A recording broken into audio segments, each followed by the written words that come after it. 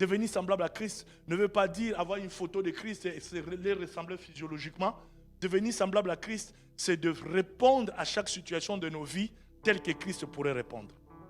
C'est-à-dire, je suis dans une situation, je me dis, si c'était Jésus, qu'est-ce qu'il aurait fait? Si c'était Jésus, comment il aurait parlé? Si c'était Jésus, comment il serait comporté? Si Jésus était là, comment ça serait passé? C'est ça, ces métaphores-là. Alléluia. Et Dieu nous appelle à ça. Dieu a des buts à poursuivre dans nos vies, bien-aimés. Alléluia. Dieu cherche à ce que nous retournons dans la... Dieu cherche à restaurer plutôt la communion avec nous. L'homme a été pécheur, comme nous l'avons vu dans les premiers versets. La communion a été brisée par la mort, mais le renouvellement, la régénération nous ramène dans la communion avec lui. Combien des églises se sont déconnectées de Dieu? Combien de chrétiens vont dans des églises, chantent, crient, mais ils n'ont aucune communion avec le Seigneur? Parce que la transformation n'est pas réelle. Parce que la régénération n'est pas effective.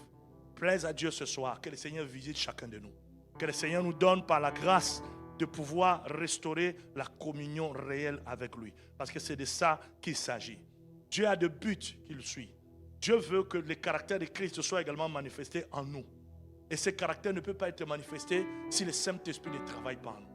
C'est le Saint-Esprit qui doit travailler en nous. Tout ce que je viens d'énumérer, seul le Saint-Esprit peut le faire en toi. Si le Saint-Esprit, tu ne permets pas l'Esprit de le faire, Christ ne peut pas être manifesté. Le caractère de Christ ne peut pas être manifesté. Dieu a un but.